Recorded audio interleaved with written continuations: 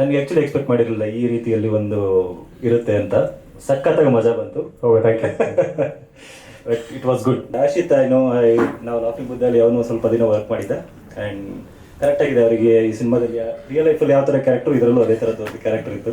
Short film makers ಅಂತ ಅನ್ಸೋದೇ ಇಲ್ಲ, because the way they handle all the ಎಲ್ಲ ಕ್ರಾಫ್ಟ್ಸ್ನ ಅವ್ರು ಹ್ಯಾಂಡಲ್ ಮಾಡ್ತಿರೋ ರೀತಿ ನೋಡಿದ್ರೆ ತುಂಬ ಅದ್ಭುತವಾಗಿದೆ. ಲೈಕ್ ಎಲ್ಲರ ಹತ್ರನೂ ಒಂದೊಂದು ಫೀಚರ್ ಫಿಲ್ಮ್ ಕಥೆ ಇದೆ. ಆ್ಯಂಡ್ ಈ ವೇದಿಕೆ ನಿಮ್ಮ ಪ್ರೋತ್ಸಾಹ ಅವ್ರಿಗೆ ತುಂಬ ಹುರಿದುಂಬಿಸುತ್ತೆ. ಅಂದರೆ ಅವ್ರು ಏನು ಮಾಡಕ್ಕೆ ಹೊರಟಿದ್ದಾರೆ ಆ ಪ್ರೋಸೆಸ್ನ ತುಂಬ ಸ್ಪೀಡಪ್ ಮಾಡುತ್ತೆ.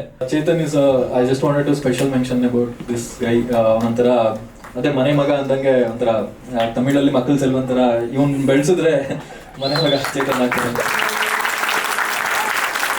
Aesthetically well shot, ಅಂದರೆ they are very much ready to make a full-fledged feature film. So ಇವತ್ತು ಅವ್ರದ್ದು ಕುಮಾರವಾದ ನೋಡಿದ್ಮೇಲೆ ನಿಜವಾಗ್ಲೂ ಒಳ್ಳೆ ಟೀಮ್ ಇದೆ. ಪ್ರೀತಮ್ ಸರ್ ಪರಿಚಯ ಆದರು.